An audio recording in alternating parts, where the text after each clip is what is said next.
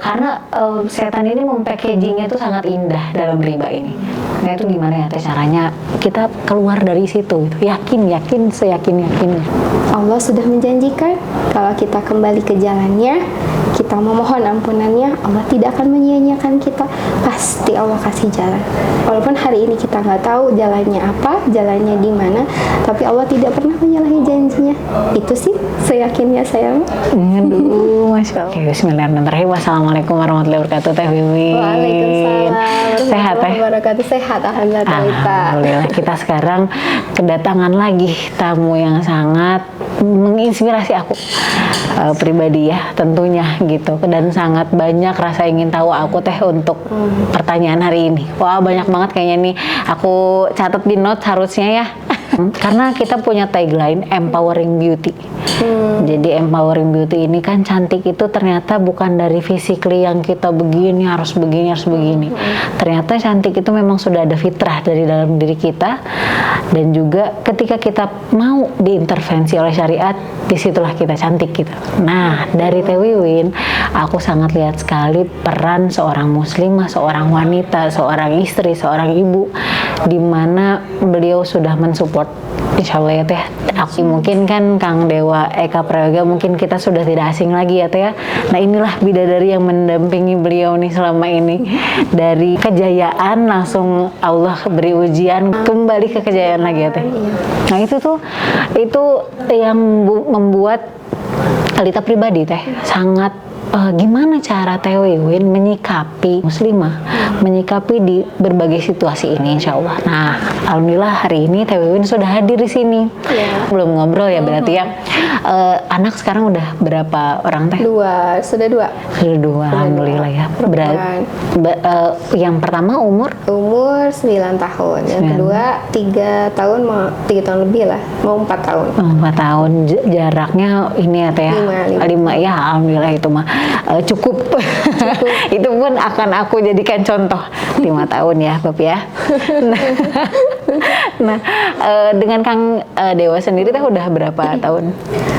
Mau 10 bulan depan. Oh Masya Allah, jadi jeda setelah menikah ini ya Teh ya langsung ya. Alhamdulillah. Langsung. Jadi saya waktu itu hanya 1 kali haid, setelah menikah udah itu udah enggak lagi. Alhamdulillah. Kasih rezeki langsung. Masya Allah.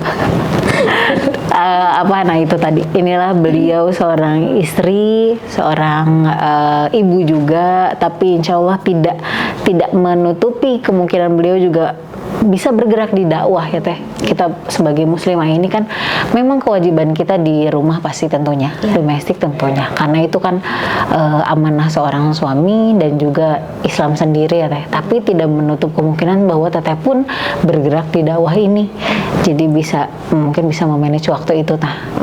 Itu mungkin ya Teh. Nah itu gimana dari manage waktu mungkin ya Teh ya?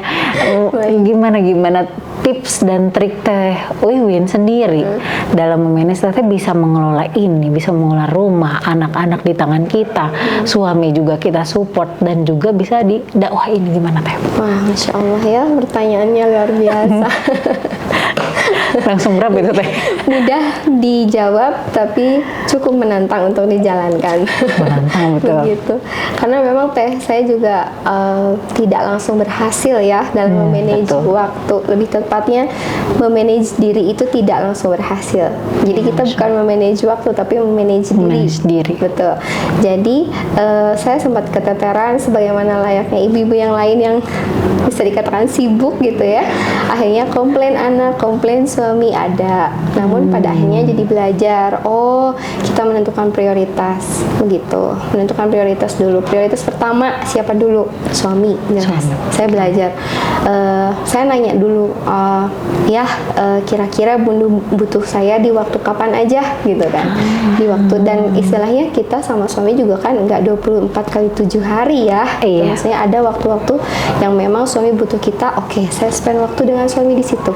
Misalnya hari Selasa, hari Rabu, weekend, dan di sela-sela itu beliau juga bekerja kan gitu. Nah akhirnya akhirnya selepas itu saya minta waktu untuk dengan anak tentunya ya, dengan anak. Oh, saya ternyata waktu luangnya di sini gitu kan. Dan anak-anak juga tidak 24 kali 7 kan dengan kita. Ada waktu sekolah. Betul. Anak saya ada waktu sekolah.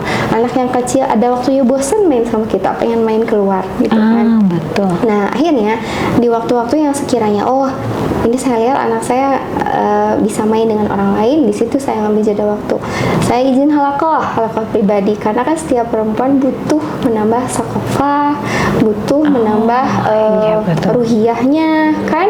Apalagi kita menghadapi macam-macam dunia, suami, rumah, anak, dan lingkungan gitu kan. Betul. Setelah itu barulah saya berupaya menyempatkan untuk ya berbagi, sharing waktu dengan teman-teman, isi halaqah seperti itu, atau misalnya hanya sekadar menulis juga kan, itu bisa dilakukan kapan saja gitu kan di rumah. Ya tidak membatasi diri lah kalau soal itu. Jadi memang saya diajari oleh guru gitu ya, kita tetap utamanya di rumah sama suami bersama anak-anak, tapi kita juga tetap punya skill, punya waktu untuk berbagi gitu. Karena kan yang namanya amar ma'ruf nahi munkar kewajiban ya. Walaupun misalnya tadi kalau misalnya tidak bisa dengan keluar, mungkin bisa dengan hal minimalis yang bisa kita lakukan di rumah, itu bisa. Iya, Masya Allah, tadi sudah Teh sampaikan juga ya, itu ternyata memang mayoritas perempuan ini memang butuh sih Teh, bisa dibilang me time mungkin ya. Mungkin dengan versinya masing-masing. Si me time-nya ada yang me time-nya dia pengen tadabur Quran sendiri, itu bisa, mungkin udah me time-nya. Ada juga yang me time-nya aku tuh bisa energi aku tercharge lagi dengan ngobrol sama temen. Bisa gitu ya. Tapi tentunya tadi yang Teh sampaikan juga, kuncinya dengan suami. Kita tanya dulu di utamanya, kita tanya suami dulu ya Teh, butuh saya di kapan aja. Setelah itu saya akan spare waktu untuk saya sendiri. Oke, Masya Allah. Karena sudah viral ya kisahnya Kang Dewa dan Teh Wiwin ini, banyak Teh, kalau Walita pribadi banyak teman-teman kita yang sebetulnya dia mau keluar dari riba itu ya, dan mungkin sudah teredukasi dengan itu, tapi gimana sih Teh caranya biar kita yakin gitu, kita tuh harus yakin untuk melepaskan itu tanpa khawatir ini tuh duniawinya, karena ribanya itu kan biasanya karena setan ini mempackagingnya tuh sangat indah dalam riba ini. Nah itu gimana ya Teh caranya kita keluar dari situ gitu? Yakin seyakin-yakinnya. Oke, Masya Allah ya, ini kajian halaqah 2 minggu yang lalu bersama Masya Allah, salah satu saya gitu ya. Ayat pertama itu di surat Ali Imran, dan bersegeralah kamu kepada ampunan Allah, maka Allah akan menyediakan surga seluas langit dan bumi, dan Allah akan memuliakan seperti itu janji Allah lah. Percaya nggak sih gitu sama apa yang sudah Allah katakan di Al-Quran? Kita tuh ciptaannya Allah ya. Kita hidup tidak bisa dengan aturan dan mau kita sendiri gitu. Maka kalau kita hidup berjalan di muka bumi kan baiknya dengan buku petunjuk pencipta kita, siapa Allah, dan melalui Al-Quran. Betul. Di Al-Quran dikatakan kalau kita bersegera kepada ampunan Allah, Allah akan menyiapkan surga yang luasnya seluas langit dan bumi, seperti itu. Nah, riba, kita sudah sepakat ya kalau riba itu kan nggak boleh gitu. Itu sesuatu yang dilaknat ya sama Allah gitu. Nah, ketika kita sudah mengetahui dan kita ingin gitu kan keluar dari jeratan riba, tapi masih takut nanti dunia kita seperti apa, ingat Allah sudah menjanjikan kalau kita kembali ke jalannya, kita memohon ampunannya, Allah tidak akan menyia-nyiakan kita. Pasti Allah kasih jalan.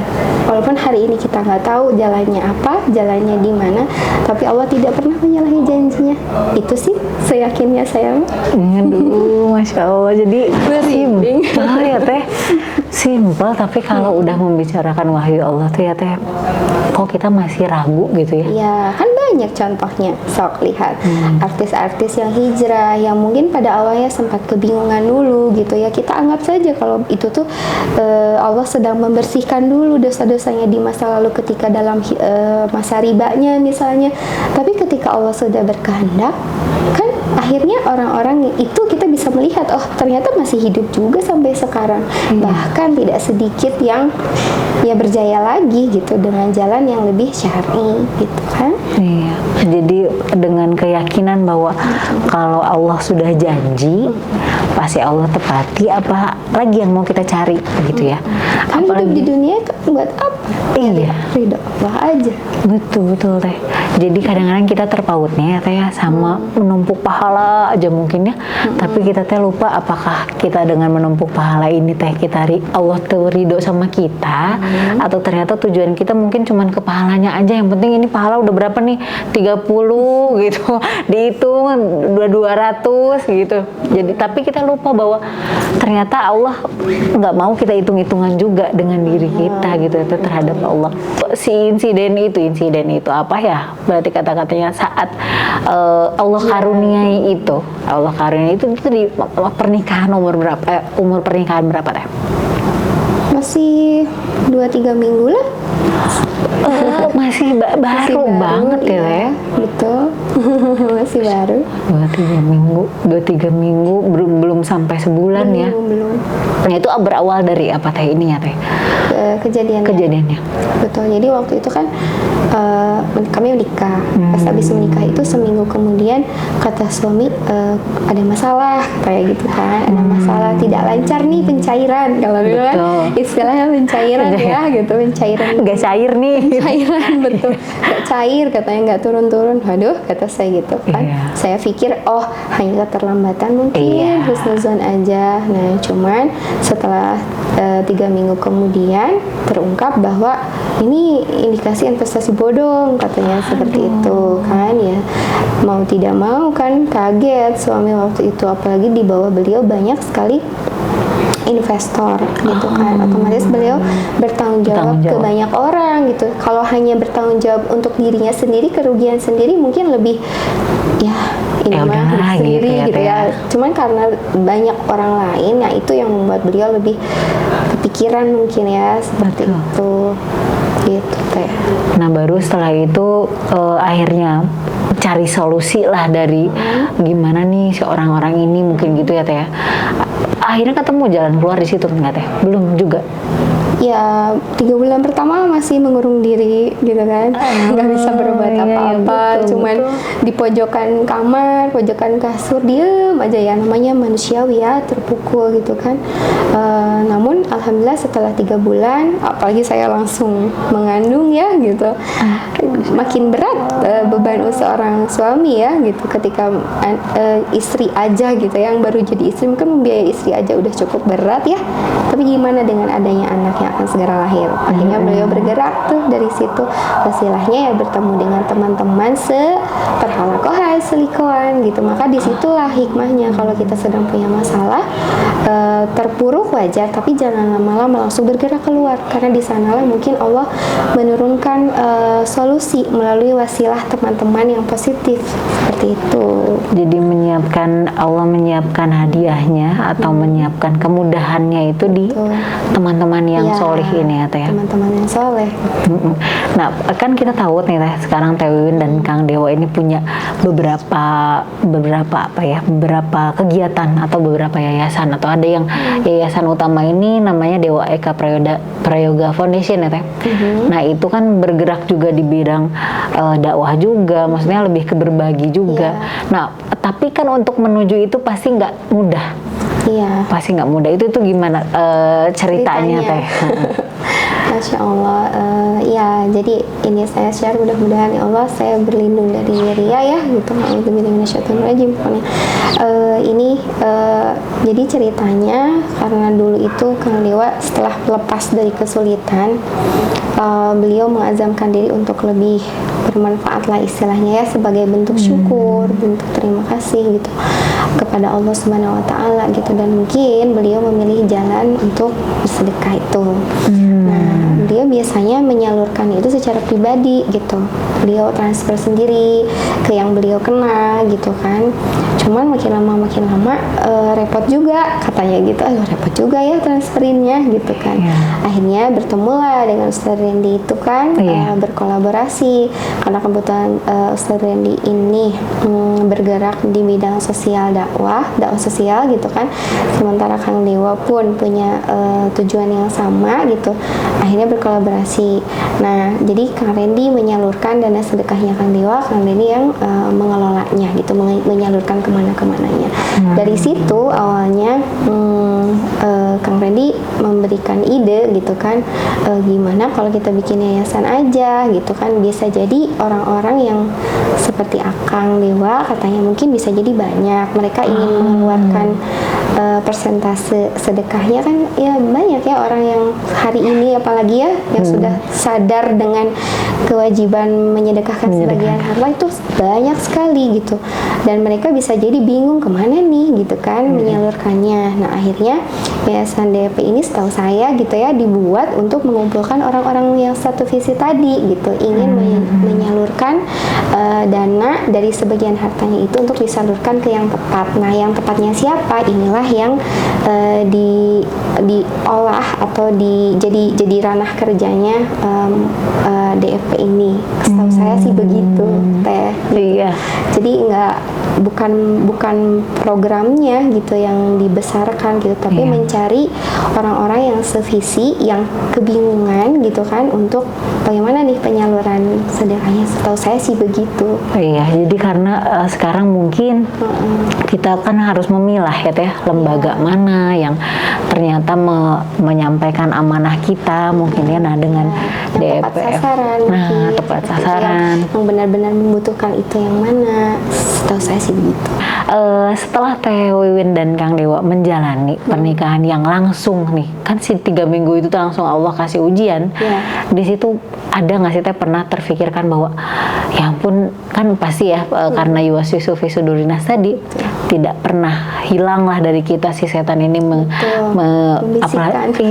apalagi perempuan ini realistis gitu loh Teh. Realistis karena ya ampun aku baru nikah, aku pengen finansial yang stabil dan bla bla bla. Tapi sama Allah diuji dengan finansial, itu di situ perasaan Teh, apalagi langsung hamil ya Teh. Nah, di perasaan Teh Wiwin saat itu gimana Teh? Saya merasa terjebak. Gitu, saya merasa aduh gitu kan, kena jebakan gitu seperti itu. Tapi kan lagi-lagi ya, yang namanya pernikahan itu kan bukan jebakan ya. Iya, betul. Istilahnya kita secara sadar memilih untuk mengakhiri single menjadi menikah, kemudian kita juga secara sadar memilih siapa yang menjadi pasangannya. Kalaupun ada yang datang pun kita secara sadar menerima atau menolak. Seperti itu kan. Tuh, jadi logika saya bermain kok waktu itu. Bohong kalau saya tidak merasa kecewa gitu. Betul. Saya kecewa gitu waktu itu.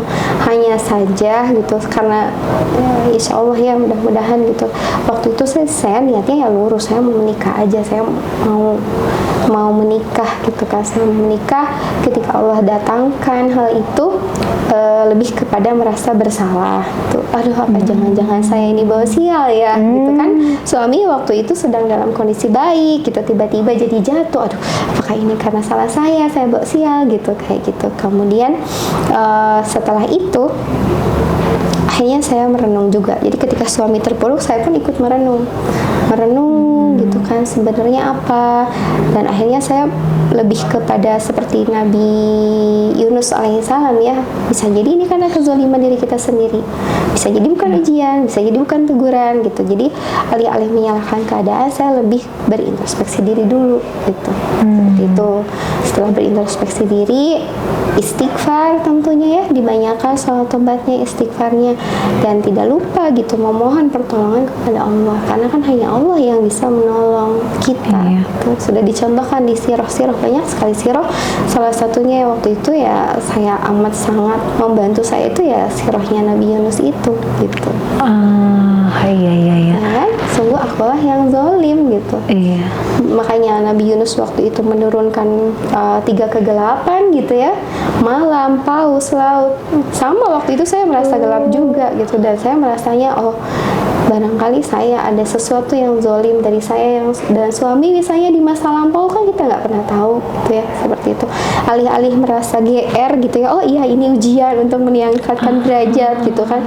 Kalau untuk orang lain husnuzon harus. Kalau saya untuk diri pribadi baiknya kita introspeksi dulu gitu, karena bisa jadi kan Allah itu apabila ada kejelekan sebesar zarah Allah balas, apabila ada kebaikan sebesar zarah Allah balas.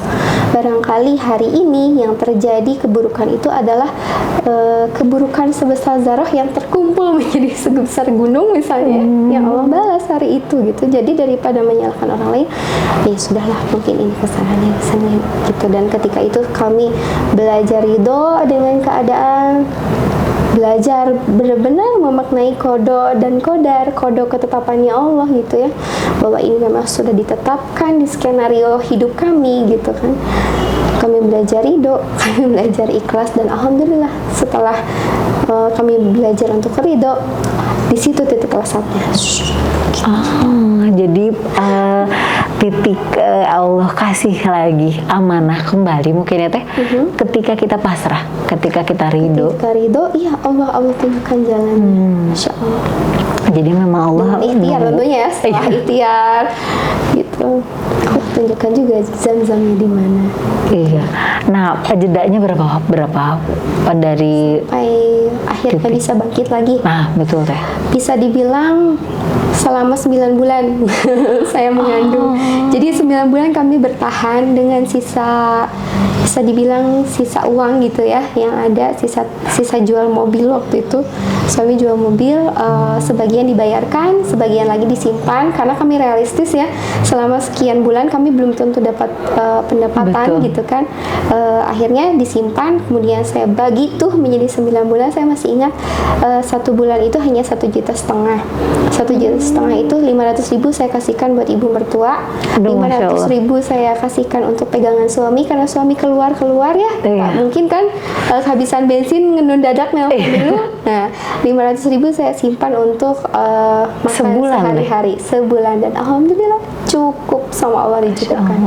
Nah, setelah 9 bulan itu kami hidup seperti itu. Di bulan ke-7 suami mulai menulis sesuai dengan saran dari temannya gitu kan. Disitulah akhirnya pada bulan ke-9 pada saat lahiran itu buku dikirim. Saya lahiran saat tidak dibersamai suami, jadi suami ngirimin buku. Insya Allah. Ini apa saksi banget nih. Anak pertama teh siapa teh namanya teh? Nabila. Teh Nabila itu saksi perjuangan bunda ayahnya tuh, wah masya Allah sekali. Ya, suka sedih ya kalau lihat Nabila gitu. Tapi ya di satu sisi ada doa, ya Allah, semoga ya anak ini tumbuh menjadi anak yang baik, yang beruntung gitu, sesuai namanya Faza gitu. Menang gitu ya, Faza. Berarti ketika penulisan buku itu teteh dengan kondisi yang sedang hamil, itu hamilnya hamil nggak ribet gitu ya teh? Alhamdulillah enggak. Masya Allah. Ngerti kan? Sempat pendarahan yang pendarahannya tuh bukan flek ya, tapi di lantai itu sampai kelihatan ngucur gitu. Tetes-tetesan darah gitu di usia 7 bulan, karena kan waktu itu capek juga ya, saya masak, bangun pagi ya untuk nambah-nambah gitu ya, uang sehari-hari kan, sempat jualan makanan juga kami gitu kan. Ya, capek mungkin. Iya pasti apalagi nulis kan Kang Dewa ya. Oh iya betul ya, Kang Dewa yang nulis, teteh domestik, saling support itu ya teh, saling support. Indah banget kalau kami lihat waktu-waktu itu. Aduh, iya, karena perjuangan ya teh. Ketika kita berjuang tuh kayak yang saling menguatkan. Ini kita siapa lagi nih kalau bukan kamu yang nguatin saya yang nguatin kamu. Begitu. Masya Allah. Nah, setelah lahirlah Teh Nabila, buku sudah mulai dirilis. Di situ baru mungkin ini ya, titik ini. Bernafas. Alhamdulillah percetakannya berkembang seperti itu. Alhamdulillah berkembang ya. Di bisa menjalani kehidupan sebagaimana normalnya suami istri, keluarga kecil gitu. Betul. Saat itu teh, saat setelah menikah itu kerugian saat itu di sekitar berapa teh? 7,7. Allahu Akbar, 7,7 miliar ya teh. Ya gimana nggak 500.000 per bulan ya teh ya akhirnya ya. Iya. Tapi di sini Lita garis bawahi teteh masih memikirkan untuk memberi apa yang kita punya ini untuk orang tua, gitu ya. Karena mungkin di sini perantauan sangat mengerti bahwa surganya suami ini kan ada di ibunya. Itu kan saya tahu bahwa beliau itu ibunya itu single gitu, jadi tinggal ibu saja gitu kan, otomatis kan beliau anak tunggal juga, jadi mau tidak mau istilahnya ya itu kewajiban anak ke ibunya seperti itu. Dan waktu itu kami punyanya segitu ya dikasih aja gitu kan, ya apa-apa. Saya juga dikasih didikan gitu ya dari orang tua, ya harus baik gitu sama mertua mah. Kayak gitu. Masya Allah.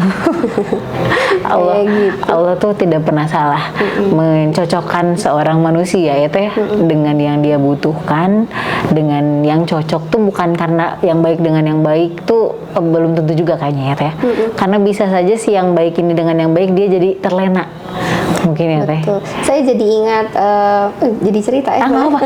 Saya jadi ingat kata Ustadz Benri Jaisyurrahman, guru kami gitu ya, bahwa kadang-kadang belum tentu Allah tuh menjodohkanmu dengan yang tidak baik, itu adalah Allah tuh kejam bukan gitu. Betul. Bisa jadi itu karena Allah sedang menjawab doanya yang tidak baik gitu. Siapa tahu ada satu malam, ada satu ngajinya, ada satu momen di mana dia menangis gitu, memohon kepada Allah untuk dibersamakan dengan orang yang solih untuk menolong dia gitu. Nah, maka kalau misalnya ada pasangan gitu yang mungkin gitu ya, mungkin hari ini bisa kok pasangan saya nggak baik misalnya gitu ya, ya mungkin Allah sedang menjadikanmu sebagai jawaban doanya gitu, untuk saling membantu dalam ketaatan seperti itu. Iya. Tadi Teh bilang gitu, Lita jadi ingat karena Lita kebetulan suka ngobrol sama mertua ya Teh. Jadi beliau tuh pernah bilang gini, saat itu ketika sebetulnya suami nggak bilang dulu saya punya kenalan ini, nggak. Jadi ketika beliau mau nikah, kata mama mertua tiba-tiba datang ke ayahnya, saya mau menikah sama si A, besok kita ke rumahnya. Akhirnya kan si orang tua ini, kamu kapan kenalnya, terus ini apanya. Tapi saat itu mama, kata mertua, saat itu mama keyakinan mama gini, kalaupun dia orang yang baik atau tidak baik, tapi ketika anak saya yang memilih, saya yakin ada kebaikan dalam diri perempuan ini. Karena saya saat itu saya tunangan baru ketemu sama mertua Teh.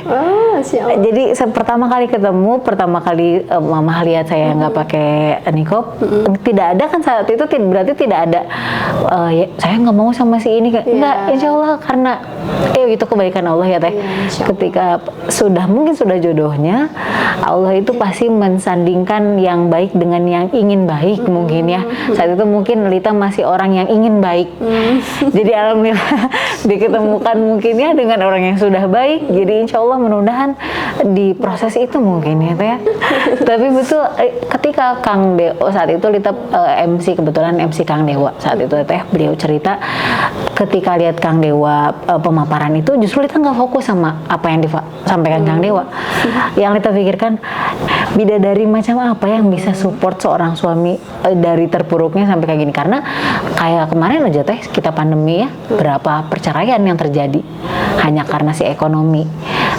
Awalnya Lita yang saat itu belum menikah berpikirnya, kok bisa sih gitu seorang istri ninggalin suaminya gitu aja cuman gara-gara nggak ada uang atau nggak ada finansial. Ternyata ketika sudah menikah dan ngelihat beberapa kasusnya, ternyata bukan masalah finansialnya gitu ya, tapi karena perempuan ini butuh keamanan, kenyamanan, dan dia berpikir saat itu apa yang aman dan nyaman untuk aku ini cara mengelola keuangan. sedangkan keuangan ini kita nggak ada gimana. Nah di situ mungkin adanya perdebatan di antara suami yang logik dengan perempuan yang sedang was-was. Nah jadi kayaknya setelah dipikir-pikir, oh berarti bukan masalah ekonominya, tapi karena minimnya ketika Islam sudah masuk ke dalam diri seseorang, ilmu itu mungkin ya Teh. Nah jadi di situ, oh berarti Teh Wiwin pasti sosok yang sangat mensupportkan Islam dan mensupportkan syariat-syariat Islam ke suaminya. Dan betul, ternyata saling itu tuh harus bisa saling, aduh Masya Allah. Nah Teh, dengan kerugian, aduh 7,7 itu bisa dapat apa sekarang ya? Itu tapi Kang Dewa masih dan Teh Wiwin masih berhubungan baik dengan si yang investor dibawa sekarang. Ya beberapa kan waktu itu ya ada yang mau bersabar, bersabar untuk dicicil, bersabar untuk dibayar hutangnya, dan ketika kami bayarkan, alhamdulillah sampai saat ini jadi baik kembali hubungannya. Ada juga yang ridho seperti Mas Mirza kan, dia bilang saya nggak usah dibayar Mas, katanya karena itu kesalahan saya sendiri. Kan ada juga orang yang seperti itu, sudah kodok saya gitu kan. Ya sampai sekarang malah jadi partner gitu kan. Nah tapi ya hak-hak sih sebenarnya ya. Ada juga yang mungkin jadi negatif gitu kan, saya pernah ditipu, saya nggak mau berhubungan lagi sama kamu, ya silakan, ada aja yang seperti itu mah gitu kan. Tapi alhamdulillahnya dari situ Allah tuh jadi memfilter siapa aja yang memang kita layak jadikan teman, seperti itu. Siapa yang bisa kita percaya, alhamdulillah gitu. 2 orang yang waktu itu membersamai kami padahal kami jelas-jelas dalam posisi salah, diperpuruk tuh Mas Mirza, Mas Rizal, sampai hari ini menjadi kerabat dekat kami gitu ya, walaupun tidak sedarah istilahnya. Iya. Jadi ketika seorang yang baik diketemukan dengan yang baik itu ya Teh, rezeki sekali. Kita dengar Kang Dewa nyatakan bahwa ternyata ada juga investasi itu yang riba. Mungkin saat itu yang saya pilih, kata beliau, mungkin yang tidak diridhoi Allah. Nah, itu memang ada klasifikasinya Teh. Investasi itu ada yang riba, ada yang bukan riba, mungkin kata-katanya apa ya, haram mungkin ya Teh. Ada yang haram, ada yang halal. Ada yang haram, ada yang halal, itu tuh ada ternyata Teh. Aduh, minim sekali saya. Mungkin yang Teh Wiwin tahu. Oke, setahu saya gitu ya, mungkin lebih kepada transaksi yang muamalah ya benar dan tidak mungkin ya, seperti itu. Jadi kadang-kadang orang yang usaha gitu yang ingin diinvestkan juga kan harus usaha yang jelas. Kemudian bagaimana cara kelola investor dengan yang menerima invest gitu kan harus jelas juga, ranah pekerjaannya apa, bagaimana cara bagi hasilnya, seperti itu. Jadi kalaulah ada yang dikatakan bodong, itu sudah pasti berarti muamalahnya udah tidak sesuai dengan apa yang Islam ajarkan, setahu saya. Jadi pengalaman ya. Jadi kita hari ini gitu ya, ketika ada tawaran investasi dari luar kan jadi banyak, Mas Dewa tolong dong invest, itu suka ada checklistnya tuh kalau Mas Dewa. Ininya apa, ranahnya real atau enggak gitu. Terus gimana cara kerja, gimana operasionalnya, kemudian bagaimana return cash-nya, seperti itu. Lihat dulu keuangannya, bukunya gitu kan, neracanya kira-kira betul apa real, atau misalnya ada kebocoran apa. Karena nggak sembarang invest, pada akhirnya Allah memberikan pelajaran gitu ya untuk memilah mana yang layak diinvest dan mana yang tidak layak diinvest, termasuk melihat juga gitu bagaimana karakter orang yang mengajak berinvestasi itu, karena itu penting, ibaratnya who-nya gitu, orangnya gitu. Kalau misalnya orangnya ternyata dia dedicate gitu kan dengan pekerjaannya, dia dedicate dengan usahanya, sehingga kalau Kang Dewa invest modal, dia mampu bertanggung jawab 100% dengan pekerjaannya gitu ya, oke gitu. Tapi kalau mungkin tidak terchecklist tuh, checklist itu mungkin tidak dulu gitu. Jadi nah lihat garis bawahi tadi ya, ternyata itulah tips dan trik kita melihat ya Teh, memilah investasi yang bodong dan yang tidak gitu ya Teh. Jadi dengan kita punya checklist tadi, apakah ini di mana nih alamatnya mungkin ya Teh ya. Dicek betul-betul, dicek kalau ada usaha realnya, dilihat, datang ke tempatnya seperti itu. Terus usahakan sih kenal ya orangnya. Maksudnya kan kalau Umar bin Khattab itu mengatakan kalau kita ingin mengenal dengan seseorang ada 3 cara kan? Iya. Satu misalnya dengan bepergian bersamanya minimal Iya. 3 hari Safar, misalnya, 3 hari, safar betul. gitu kan. Kemudian yang kedua bagaimana dengan cek dengan uang, soal uang, bagaimana dia menghadapi persoalan uang. Dan yang ketiga cek dengan, saya lupa satu lagi, kalau konflik, kalau nggak salah ya, kalau konflik. Iya, ketika Bagaimana bermasalah, ketika dia betul. berkonflik gitu, apakah dengan menghadapi dengan tabayun, langkah baik, atau Meninggalkan gitu ya Teh ya. Atau udahlah langsung bersuuzon gitu ya. iya. Iya betul, itu juga bukan hanya di investasi berarti ya Teh, itu juga cara kita memilih teman ini apa baik atau Iya. tidak gitu ya. Si investasi itu ada yang bodong dan ada yang real atau bisa dibilang dipercaya gitu ya Teh.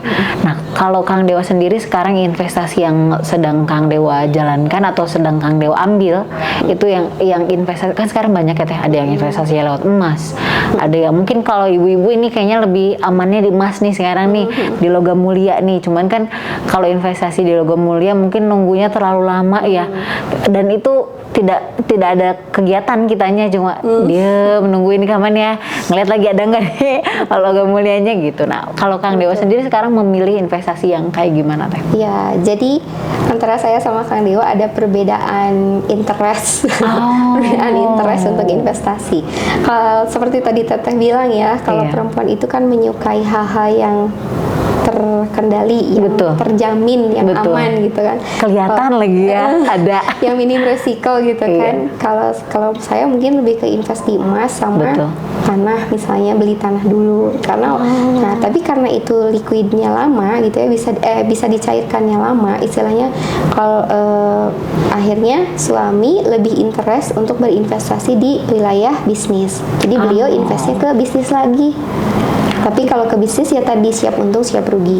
Betul. Kalau bisnis itu katanya akhirnya macam-macam kan nisnya yang beliau invest gitu kan.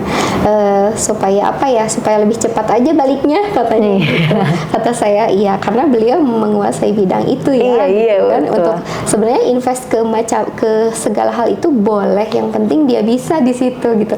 Nggak ada istilah, saya pernah ngobrol sepanjang Jakarta Bandung soal investasi ini ya dengan suami. Aduh. Nggak ada yang lebih benar gitu. Yang benar itu di emas gitu. Iya, Yang benar betul, itu di betul. tanah gitu. Yang benar itu di usaha gitu. Ya tergantung dia menguasainya di mana gitu. Kayak gitu sih. Tapi karena prinsip kami adalah jangan menyimpan telur di satu keranjang istilahnya ya. Ibaratnya kalau jangka waktu lama kita bisa nyimpan di emas oke, tapi kadang-kadang kita butuh waktu return cashnya cepat, misalnya suami lebih di bisnis. Karena 1-2 betul. bulan udah balik biasanya, kayak bahkan bertambah misalnya seperti itu. Kalau emas kan tergantung naik turun ininya ya gitu, dan lagi pula itu untuk aman aja sih, keamanan. Kalau emas setahu saya ya, Iya. istilahnya saat harga ini turun, saat nilai rupiah turun, kita masih tetap punya emas kan. Betul.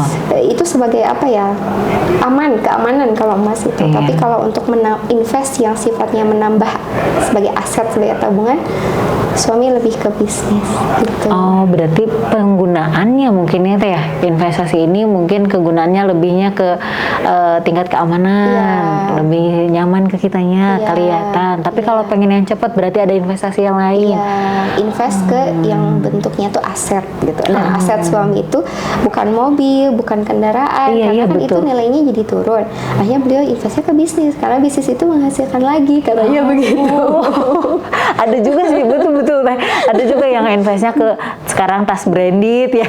Iya, kalau beliau menganggapnya kalau dengan punya tas branded terus dijual lagi terus untung, ya bisa aja gitu. Iya, betul ya. Teman saya beli mobil second 160 kalau nggak salah, 160-an, terus dia jual jadi 190, ya itu invest gitu.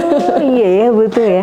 Jadi Tergantung, asal dia gitu. bisa mengelola tadi ya Teh ya. Betul gitu. Mungkin kalau di tangan Lita itu mobil bisa jadi 50 juta juga. Cuma kamu gimana sih cuma beli mah? Karena nggak tahu ilmunya tadi ya Nggak tahu Teh. ilmunya. Jadi memang segala sesuatu kalau dipegang sama orang yang tahu ilmunya, insya Allah itu akan tersampaikan atau teralokasikan dengan betul. Betul.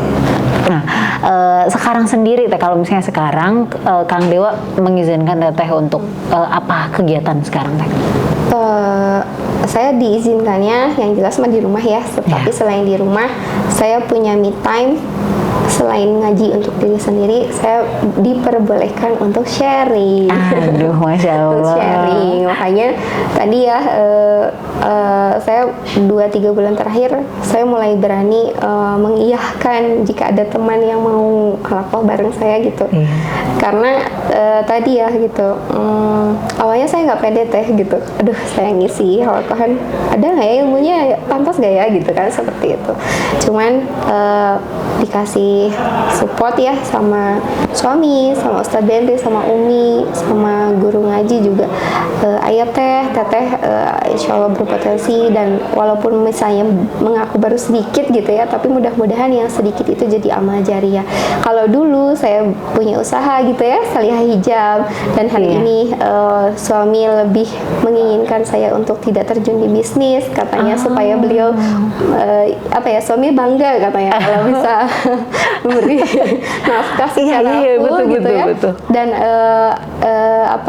seperti kalau dulu kan menabung profit, kalau sekarang menabung pahala aja dan jariah gitu kan. Makanya selain dari halaqah pribadi, ngisi halaqah, sharing-sharing seperti ini, kemudian ada wakaf waktu juga dari saya gitu kan. Setiap hari Senin tuh biasanya kalau ada yang mau ngobrol ya, dan saya kan bukan seperti teteh yang sudah profesional gitu, belum gitu, hanya saja Ustadz Bentri memberikan wejangan katanya, ayo teh sharing sama istri-istri katanya, betul, supaya potensinya bermanfaat untuk sekitar, yang insya Allah justru beliau menemukan banyak sekali kasus-kasus istri di luar sana gitu yang tidak hanya mendengar dari para teori gitu ya, para pakar yang berbicara teori, tapi butuh mendengar dari orang yang punya experience gitu. Betul. Kan, dan hari ini bisa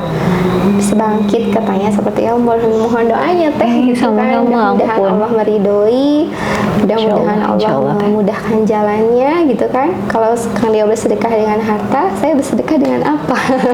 Dengan ilmu mungkin, dengan waktu saya dengan ilmu yang sedikit, dengan waktu gitu, begitu aja.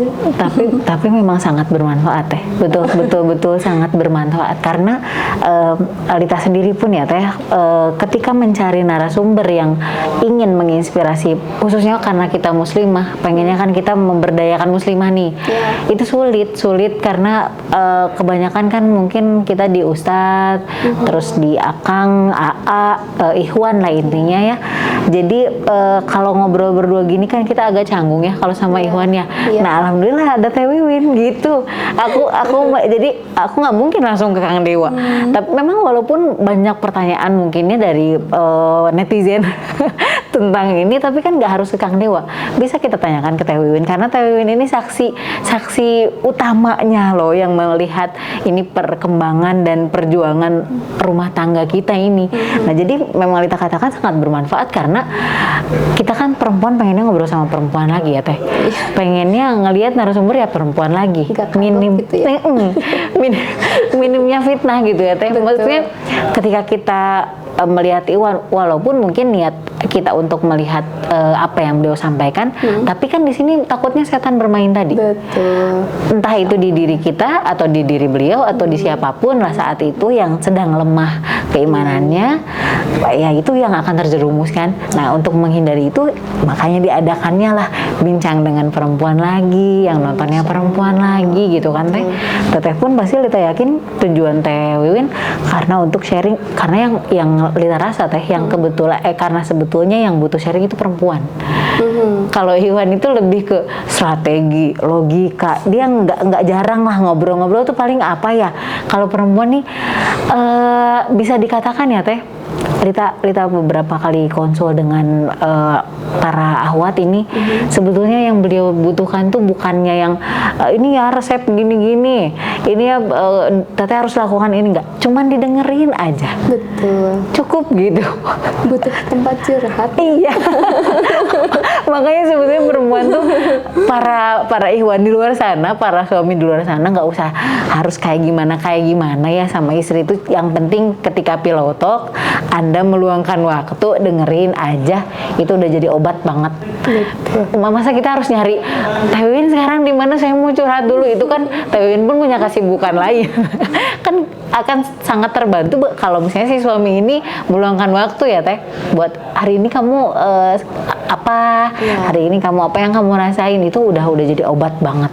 Apalagi ketika ada woman support woman ini kan, wah itu bermanfaat banget justru Teh. Makanya aku sangat support sekali Teh Wiwin lah, insya Allah. Nah berarti tadi Kang Dewa berarti tidak mengizinkan Teteh bisnis mungkin karena kenapa itu bisa? Kenapa? Ya, jadi awalnya tidak bisa dipungkiri ya Teh, karena dari waktu. Karena betul. kan bagaimanapun saya masih merintis gitu ya, terus karena hobi juga sebenarnya kalau saya enjoy gitu ya, cuman mungkin Kang Dewa merasa waktu saya tersita misalnya seperti itu, sehingga yang harusnya ke suami ke anak tuh jadi terkurangi gitu. Jadi lebih kesadar diri gitu. Oh, ketika suami meminta saya untuk diam di rumah, oh berarti ada waktu saya yang lebih banyak di luar. Satu itu. Nah, yang kedua saya itu Teh kemarin-kemarin ya, dulu termasuk istri yang aneh gitu kan. Aneh itu dalam arti apa? Saya canggung untuk meminta sesuatu ke suami. Padahal kan itu hak istri ya gitu. Betul. Cuman karena waktu itu saya berpikirnya suami saya banyak amanah nih gitu, banyak yang harus dibayarkan gitu kan, hutangnya dan lain sebagainya. Saya melihat beliau pun aduh capek banget kalau mau minta tuh rasa-rasanya keluh gitu kan. Akhirnya daripada meminta, akhirnya ya udahlah saya usaha gitu kan. Saya usaha gitu supaya kalau mau beli apa-apa saya nggak minta ke suami. Taunya salah itu ibu-ibu. Ternyata itu pemahaman yang salah gitu, karena suami merasa pride-nya terluka gitu. Kok istri saya tidak minta apa-apa sih ke saya? Apa saya tidak dibutuhkan lagi? Misalnya seperti itu. Ini lebih ke salah paham aja sih ya gitu. Syaitan di situ memainkan zone kita gitu. Jadi salah saya zone ke suami juga zone ke saya gitu.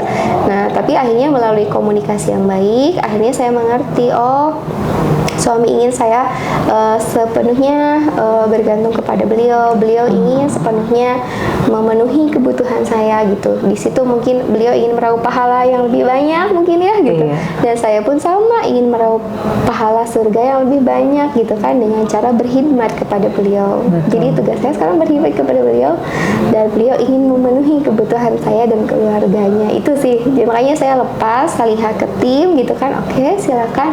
Dan untuk ranah kebermanfaatan, makanya suami membolehkan saya di ranah sharing ini. Aduh, Masya Allah, Alhamdulillah. Ya, Alhamdulillah beruntung sih. Alhamdulillah beruntung banget dia suami baik ya, seperti Kang Leo, karena mungkin di luar sana ada yang belum seberuntung saya gitu. Jadi alih-alih saya mengutuk keadaan, kok saya nggak boleh sih, kan Khadijah juga jualan misalnya. Daripada seperti itu, saya lebih memilih untuk ya Allah, Masya Allah, saya mensyukuri gitu apa yang hari ini Allah berikan kepada saya berupa suami yang baik, kondisi yang baik gitu ya. Sama suami itu udah disimpan nih, kamu di sini save place-nya. Oh ya, alhamdulillah gitu. Nah, selalu ya minta petunjuk gitu dari Allah, ya Allah yang terbaik, tolong berikan yang terbaik.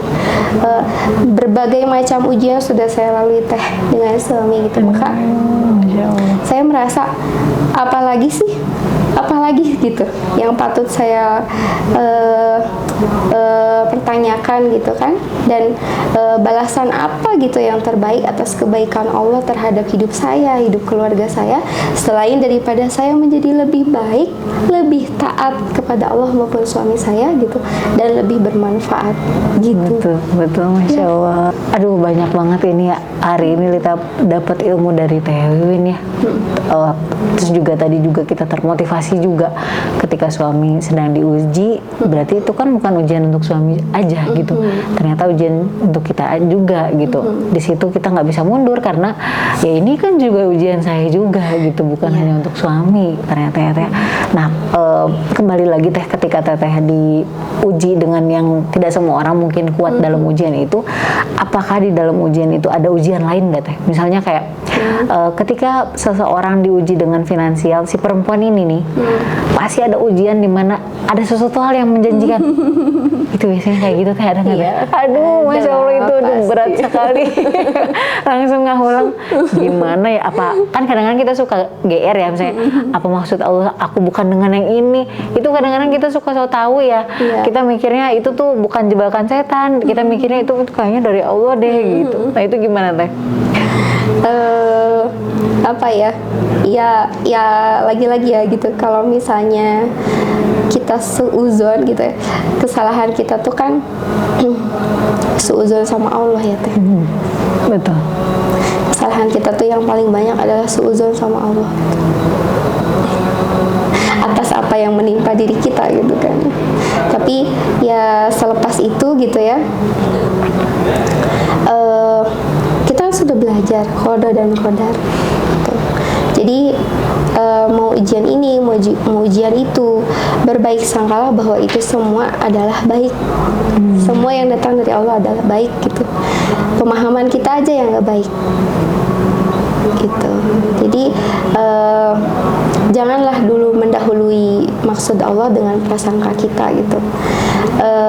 Yang memang sulit ya ketika kita punya ujian A, B, C gitu ya, kita tuh berhusnuzon kepada Allah tuh, itu yang sulit gitu. Tapi ya itu yang harus diupayakan gitu, karena memang setan maunya begitu gitu. Tapi ya istighfar, senantiasa berbaik sangka sama Allah, pasti ada yang baik, pasti ada yang baiknya, pasti ada yang baiknya. Walaupun secara kasat mata kita waktu itu kita merasanya, kok berat banget gitu. Oh jangan-jangan banyak gitu zonnya gitu. Jangan-jangan gitu kan. Tapi ayo kita mulai berlatih. Sama saya juga masih berlatih gitu ya, untuk berlatih atas setiap jenak-jenak kehidupan yang terjadi. Ini pasti baik kok dari Allah gitu. Kalau yang teteh lakukan nih, kalau udah membicarakan tentang takdir Allah tuh ya teh, apa ya, Allah tuh baiknya tuh maha baik banget gitu. Allah kasih ujian tuh bersama dengan jalan keluar tuh betul. Bukan setelah kan teh, pasti bersama. Tapi kadang-kadang kita ini si makhluk yang emosional ini terkungkung dengan si emosi tadi, jadi kita nggak bisa lihat nih. Nah kalau Teh Wiwin sendiri ketika sedang dalam keadaan yang kalut, terus saat itu yang Teh Wiwin lakukan saat itu apa teh? Ingat nggak kalau kita pernah masuk ke sebuah terowongan? Gelap gitu ya, gelap gitu ya, apalagi ke terowongannya yang mati lampu gitu ya, gelap. Kayak kita masuk ke terowongan ya, waktu saya masuk ke terowongan yang belum jadi gitu ya, lampunya minimalis sekali gitu dan gelap di sana gitu. Tapi karena itu adalah terowongan, yakin akan ada ujungnya gitu, yakin akan ada ujungnya, akan ada titik terang. Kalau ujung kan kita menemukan titik terang. Sama ketika kita menghadapi masalah juga, walaupun kita merasanya kok gelap banget, nggak tahu solusinya di mana gitu kan, nggak tahu yang menolong kita melalui siapa gitu. Tapi ingatlah bahwa sepahit apapun, segetir apapun akan selesai.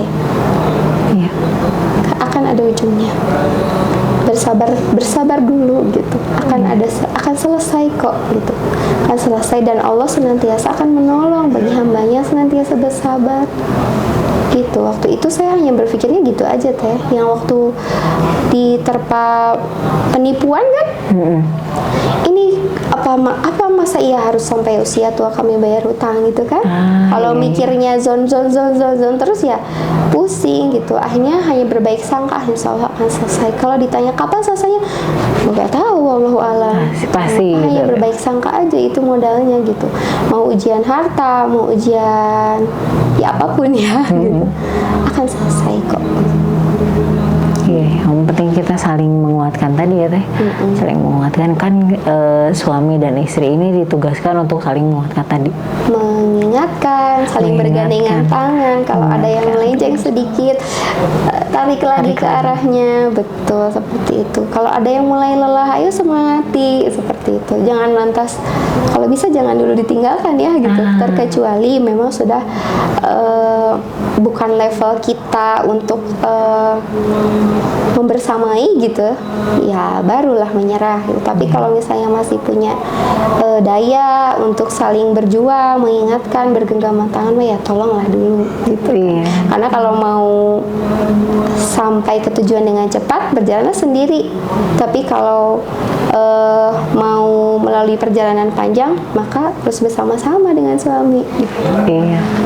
Nah, kalau misalnya tadi Tewin sampaikan ya, Rita juga pernah dengar dari Dokter Aisyah Dahlan ya, bahwa sebetulnya laki-laki itu memang senang ketika kita minta uang ya. Maksudnya saat itu yang dikatakan Dokter Aisyah Dahlan, kita langsung terpikir, masa sih gitu, masa ternyata iya ya Teh, ternyata betul, karena ini berkaitan bukan masalah si uangnya, tapi masalah harga diri mungkin ya, karena suami ini sangat bertanggung jawab, harusnya untuk seorang laki-laki itu harusnya memiliki sifat itu, dan alhamdulillah dengan Islam ini kan mewajibkan itu seorang laki-laki. Jadi sebetulnya untuk mencari suami itu yang penting agamanya tuh udah satu paket lengkap ya itu Teh, karena agama kita ini mengatur dengan seindah mungkin, include dengan si tanggung jawab dan rasa harga diri tadi. Nah itu ternyata betul ya Teh. Betul. Tewin juga sampaikan, oh ternyata yang Rita rasakan pun kayak gitu. Kok dia malah nanya gitu kan, misalnya sekarang kamu nggak minta uang, bukannya ternyata itu malah mengurangi tanggung jawab dia, malah mungkin dia merasa bahwa kok kayaknya aku nggak dibutuhkan lagi ya sama kamu ya. Nah, mungkin ya Teh, masalah si harga diri itu. Dan ternyata sekarang udah ada dua opinion, Bu Aisyah Dahlan iya, Tewin pun iya ternyata. Dan kayaknya sebetulnya dalam Islam semua suami iya merasanya gitu ya Teh. Iya, baiknya Masya Allah. begitu. Jadi ibu-ibu silakan minta uang sama suaminya ya. Sekarang aku nafkah ini, tapi nggak usah dibombardir juga mungkin ya. Harus dengan apa ya? Karena ya, kalau saya sih lebih apa ya? Saya khawatir membebani suami ya kalau kita terlalu meminta juga gitu. Karena yang tadi ya seperti Teteh katakan di prolog awal, banyak koruptor sekarang yang gara-gara istrinya seperti apa gitu. Jadi pada porsinya, meminta yang pada porsinya, jangan berlebihan juga gitu. Dan kita kan yang paling tahu kadar ya Teh. Betul, kadar kita suami. yang paling tahu kadar suami kita di mana level kemampuannya. Nah kalau menurut Tewin sendiri, si nafkah, karena kita membicarakan tentang nafkah nih Teh, si nafkah itu sebetulnya untuk seorang perempuan itu kita keinginannya tuh di apa sih Teh? Apakah ini dibedain ya uang belanja sama uang ada buat yang aku sendiri, itu sebetulnya dalam Islam sendiri itu pembagian nafkah ini gimana Teh? Oke. Setahu saya memang berbeda antara uang untuk nafkah istri dengan nafkah keluarga. Setahu saya memang berbeda gitu. Jadi ketika suami memberikan uang tuh harus jelas sebenarnya ini nafkah untuk keluarga, ini untuk mamah kalau mau perawatan di STK misalnya. Seperti itu ya gitu. Misalnya mau perawatan, mau beli skincare gitu ya, kan untuk kecantikan, mau beli baju misalnya seperti itu. Untuk suami lagi kan Teh ya? Yang balik lagi. Feedbacknya kan ke suami lagi. Memang harus clear kalau tidak salah, karena kan berbeda antara uang rumah tangga dengan uang nafkah. Nah, cuman saya tuh ke suami pernah seperti itu, nanya, kata suami, uang ini jadi milik bunda seutuhnya katanya. Kalau misalnya bunda mau pakai untuk rumah tangga sebagian silakan, tapi yang jelas dari ayah sudah ini buat bunda semuanya. Masya Allah ya. Iya. Harusnya semua suami mengerti bahwa ini adalah rumus yang sangat betul. Masya Allah gitu. Tapi ya akhirnya perlu kebijaksanaan diri saya sebagai istri untuk mengatur, oh ya ini saya ambil segini untuk diri sendiri. Tapi dan saya komunikasi ya ini untuk diri sendiri bunda pakai segini, untuk tabungan segini, untuk keluarga segini, dan ya bersepakat gitu. seperti itu. Ya tadi ya fleksibel sih terhadap cara ya. Jadi ngobrol aja sama suami itu, tidak usah kaku juga. Iya, lagian kan beliau kan suami kita ya teh, maksudnya nggak usah harus nulis proposal gitu ya, ini pengajuan uang segini, kita kayak mau bikin apa gitu ya. Hanya bahasanya mungkin bahasa iMessage ya teh. Nah, Gitu. iya. Kayaknya aku butuhnya ini deh gitu. Kalau misalnya kamu kasih aku segini ya, enggak gitu. Iya. Itu bukan bahasa iMessage. Kalau iMessage kan yang aku butuh ini buat ini. Nah, itu iMessage ya. Kata lebih pakar ini. Tadi teh Wiwin sampaikan ya, Kang Dewa mengamanahi Teteh ini buat kamu. Rita pun yakin Kang Dewa seperti itu karena Kang Dewa udah tahu karakter Teh Wiwin pasti bisa memanage itu. Amin. Jadi nggak mungkin seorang suami mungkin Ya, tahu misalnya betul. tahu si istrinya ini boros, nggak mungkin dia langsung. Nah pasti kadang-kadang ini yang suka jarang kita garis bawahi ya. Suami ini kayak gitu. Oh ternyata. Langsung membandingkan. Nah itu ke suami ternyata. aku nggak gitu. Iya. Ternyata kita yang belum introspeksi ya Teh, bahwa kita udah memantaskan sama. diri dulu. Iya betul. Sama Untuk kayak. diamanahi. Iya betul Teh. Sama kayak halnya kita pengen punya suami yang seperti Rasulullah. Kita pun belum seperti Bunda Khadijah, belum seperti Bunda Aisyah. Kita pengen yang begitu. Mungkin malah kitanya yang nggak kuat menghadapi ini gitu. Nah mungkin ini lebih ke bahan introspeksi kita juga. Bahan introspeksi sekali untuk para istri tadi ya catatannya. Kalau untuk orang lain kita wajib husnuzon. Betul. Kalau untuk diri sendiri wajib introspeksi diri. Berarti ketika kita menyikapi sebuah permasalahan di orang lain, kita harus husnuzon. Jadi tapi kalau misalnya masalah itu menyikapi kita, menimpa kita, mungkin kita sikapi dengan introspeksi ya Teh.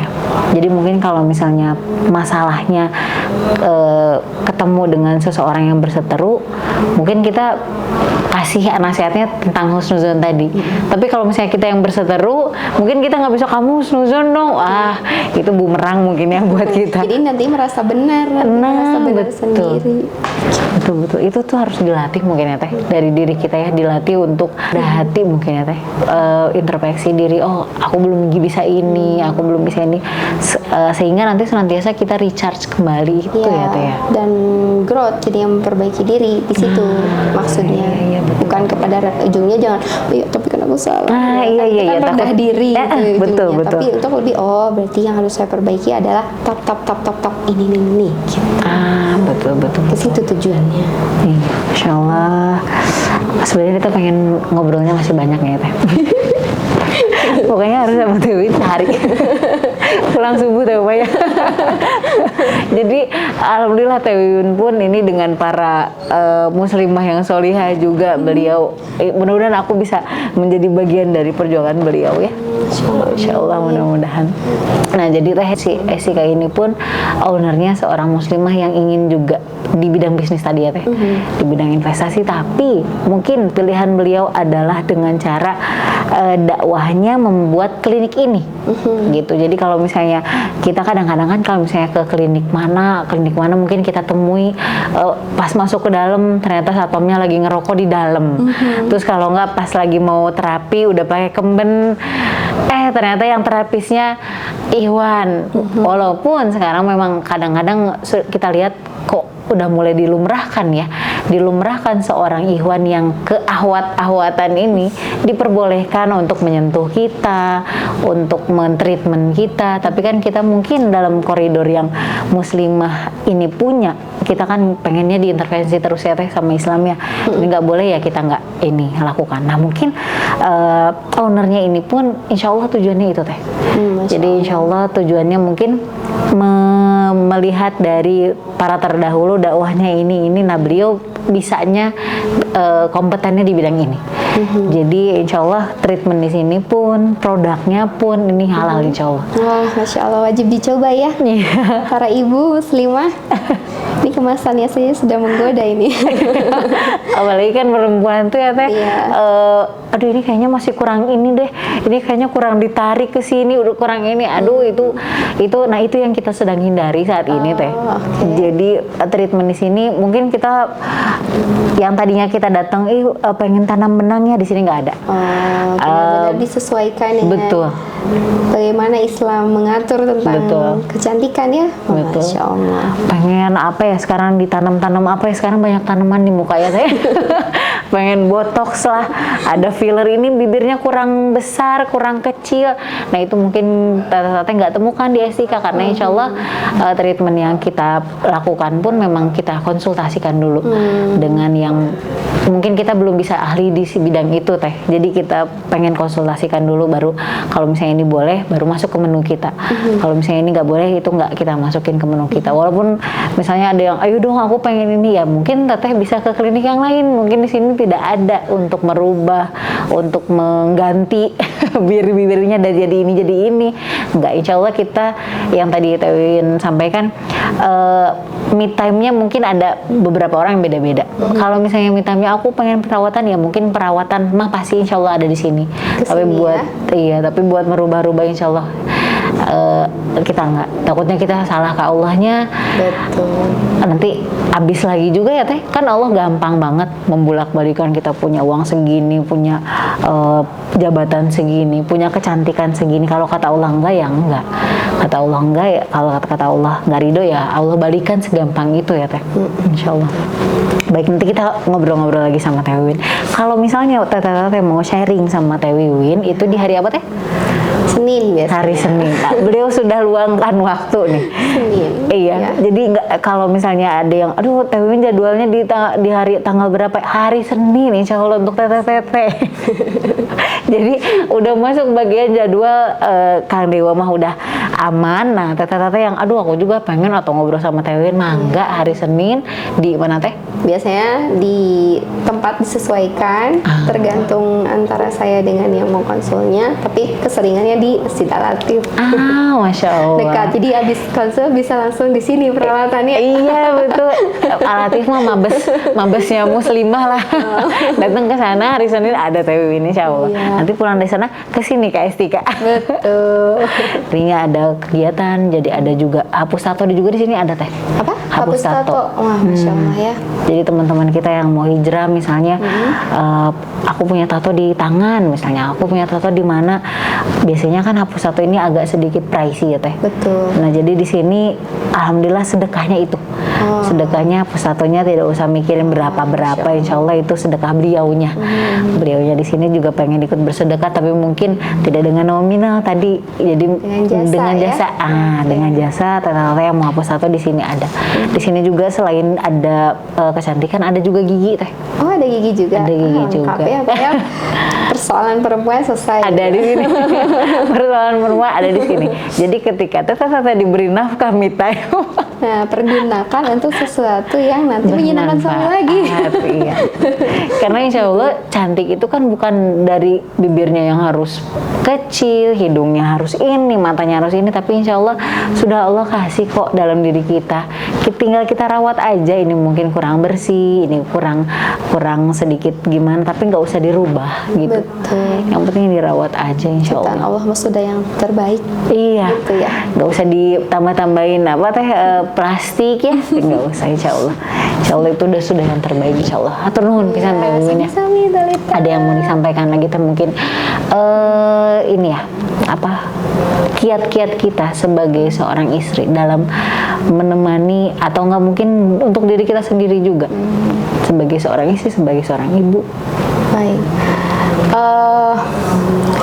Setelah merenung gitu ya, memikirkan perjalanan gitu, pada akhirnya tetap ya kembali kita, tempat bergantung kita itu hanya kepada Allah. Itu satu, jangan lepas dari Allah pokoknya. Mau sedih, apalagi sedih ya, bahagia pun jangan lepas dan lalai dari Allah gitu. Jangan sampai kita datang ke Allah pas lagi sedih aja, tapi pas bahagia enggak gitu. Tetap mendekat kepada Allah. Dan yang kedua adalah cari ilmu sebanyak-banyaknya. even kita itu ibu rumah tangga gitu ya, yang berkhidmat kepada suami, carilah ilmunya. Karena modal amalan kita diterima kalau ada ilmunya. Modal amalan kita benar tuh ada ilmunya.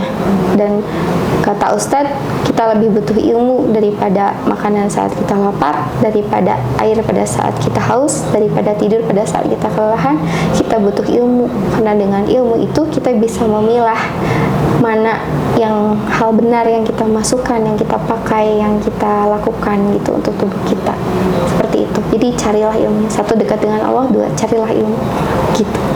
Jangan berhenti untuk Ya, mencari ilmu ya. jangan berhenti untuk mencari ilmunya. Pun jadi istri yang baik butuh ilmunya.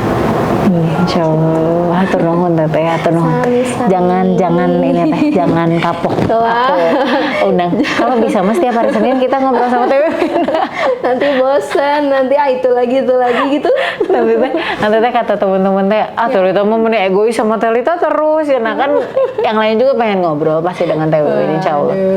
Banyak hal yang harus kita ambil teh dari beliau, kita manfaatkan beliau untuk recharge iman kita kembali. Karena ketika Allah temukan seseorang teman yang ketika melihatnya pun mengingatkan kita sama Allah, itu rezeki terbesar kita. Jangan dilepaskan. Insya Allah akan menjadi syafaat ya teh. Mudah-mudahan teh menjadi syafaat aku ketika nanti di akhirat nanti. Di akhirat kalau tak ada ya di surga tolong panggil saya. Aku pun khususnya yang masih penuh dengan hilaf ini. Aduh, Masya Allah. Atur nuhun teteh, jazakumullah khairal jaza. Teh Ufa juga atur nuhun sudah menemani Teh Wiwin kemanapun beliau. Alhamdulillah. Atur nuhun teteh yang sudah menyaksikan hari ini podcast kita hari ini. Istika pun mengucapkan terima kasih untuk Teh Wiwin karena sudah meluangkan waktu insya Allah untuk sharing hari ini. Mohon maaf apabila ada kesalahan teh. Mudah-mudahan Allah ridho ya teh perbincangan kita hari ini. Mudah-mudahan banyak manfaat yang bisa kita ambil di sini. Insya Allah ini daging semua isinya teh. Ini yang buat vegetarian mungkin tidak cocok karena ini isinya daging semua, sangat bermanfaat semuanya. Pokoknya mah ketika aku ingin dengarkan kembali kan bisa aku play kembali. Hatur nuhun Teh Wiwin, hatur nuhun semuanya. Wassalamualaikum warahmatullahi wabarakatuh. Waalaikumsalam warahmatullahi wabarakatuh.